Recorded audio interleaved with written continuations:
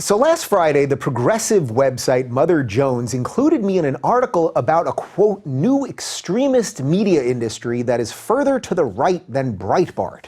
In the piece, the author referred to me as, quote, far right, citing interviews I've done with Mike Cernovich, Milo Yiannopoulos, and Lauren Southern to back up his accusation.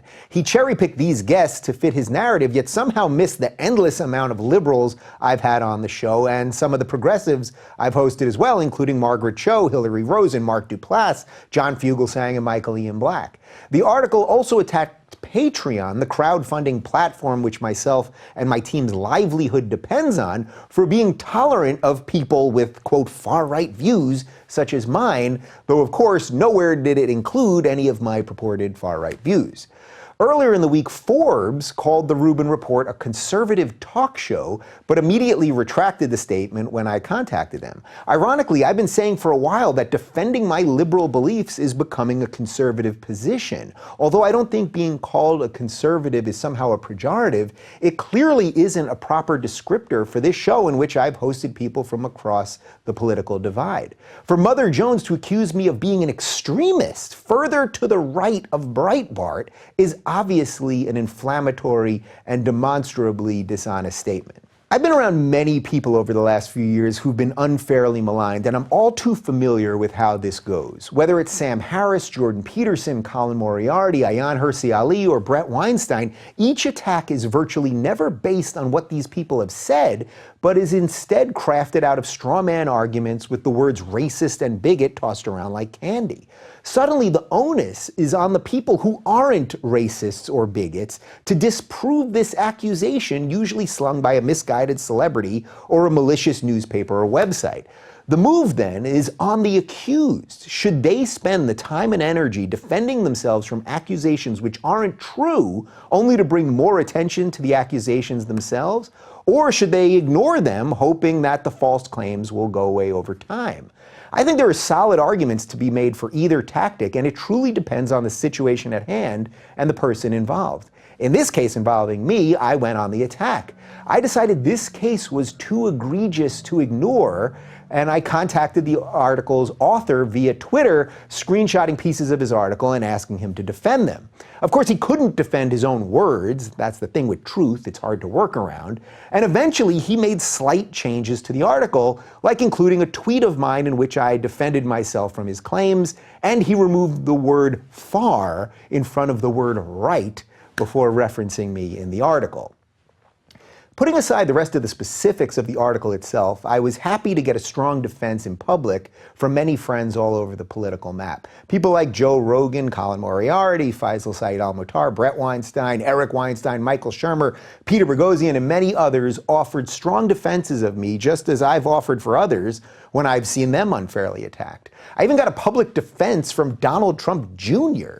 Putting my friends and public allies aside, though, it's incredibly inspiring and humbling to see literally tens of thousands of people offer their voice when they feel you've been unjustly attacked. And that's the key to this whole thing. It's not me or Sam or Jordan or Bret that they fear. What they really fear is that all of you will start saying what you think because there's strength in numbers. By Monday, I wanted to put this whole story behind me. My dog had a health emergency, which actually put this whole thing into perspective. But I admit I did get sucked back into the story very briefly. Over the course of another Twitter exchange, I got the writer of the piece, Josh Harkinson, to publicly admit that I am not further right than Breitbart, though of course he didn't change the title or have Mother Jones issue any sort of public correction. One other interesting piece to all this is that the writer, Josh Harkinson, is one of the 40 people that James Hodgkinson, the shooter of the Republican baseball team last week in Virginia, followed on Twitter. Now, I can't draw a direct link there, but we know that Hodgkinson was a far lefty who was obviously driven to political extremes.